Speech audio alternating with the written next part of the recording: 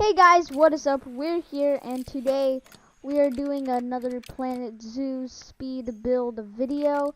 Now, as you can see, this video is a lot longer because the Hippopotamus, as I like to say it, exhibit did take a while trying to figure out what would be good enough for them, you know, what's enough water. I don't know if I did get it though, so that's a bit of an issue, but you know, that's always okay. And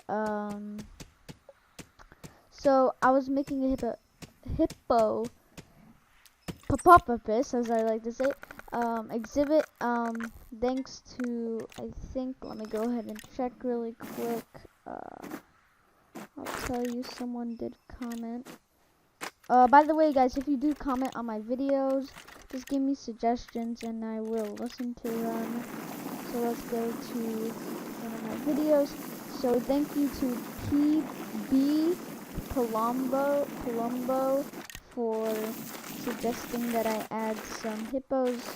And also next video we will be making a cheetah. On my giraffe video, thank you to Ewan McLachlan. I'm sure you guys know him. He said make a cheetah exhibit. So thank you to those two for suggesting that, and I shall make it. I try to upload at least one speed build a day. I'm also, today I may make a survival series. If that doesn't come out today, it will come out tomorrow. So what I really don't like about Planet Zoo right now is the water. As you can see, if you make edges of water, they kind of like are curved like that, and it was really annoying, but you'll see eventually it turns out a-okay. But right now, I was thinking I could make a waterfall maybe, but I scrapped that idea later because I just prefer what ended up. So I really like the look of this. I still don't like how some things stick out. I will fix that, and of course I do a little bit of editing after the video, so don't worry if it looks disgusting. So finding some things. Also, I did figure out that at the beginning of the video, you did see a glimpse of buffalo. I like never made a speed build. It is because I did find out that some animals have interspecies help. Like if you put an animal with another species, they could help each other. And giraffes and buffaloes turn out to help each other. So I just decided to put those two together. It worked out pretty well. But I do think the giraffe is the more popular one. So you can see how I was kind of making those ledges not as visible, which looked quite nice. I didn't want to put too much like plants and coverage because it's a hippo. They live in like more savanna area, you know, with that river. So just finding the best genetics, I did. So something to note when you're making the exhibits is that the terrain has to be flat in order for the keepers to come in. And another thing that I had to note was that they need a lot of hard shelter. I don't think one shelter did the job. So yeah, that is something that I had to keep in mind while making the exhibit.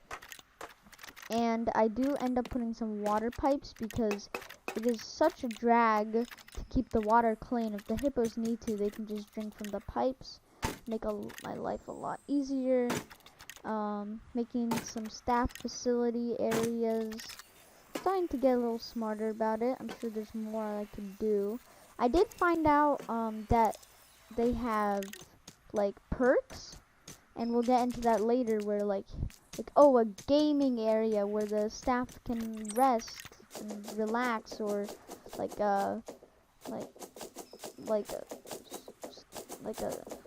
stuff, you know, that will help you. So I made some toilets. I made a chief beef and a gulpy and an information center because those are always useful. I also made a loony balloons. And as you can see right now, we're doing extremely well. 3.5 stars. Happy face, what is I always like to see. I did fix that meh face. So here's what I was talking about. These perks, you can actually change them to have better effects on your zoo.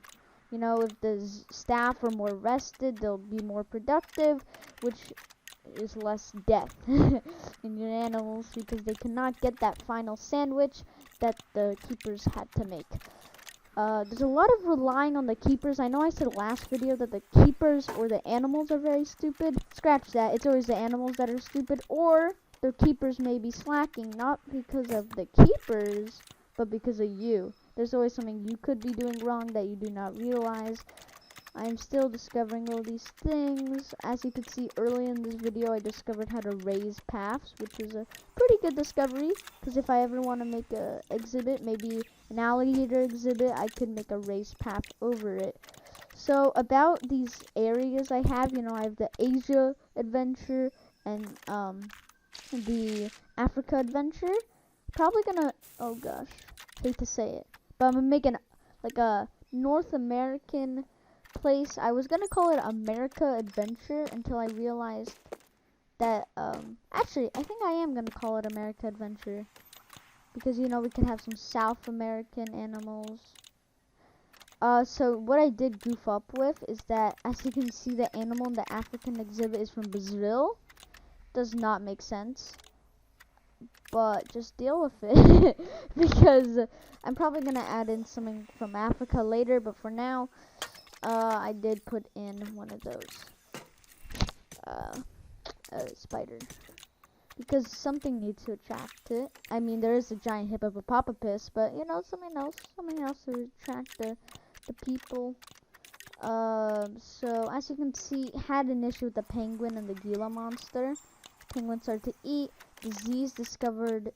Termite mound cannot be placed, because I did add some more shelter for the aardvarks, and they actually feel a lot more secure now. The problem with having a glass exhibit is, of course, the fact that they can feel insecure, and you never want that.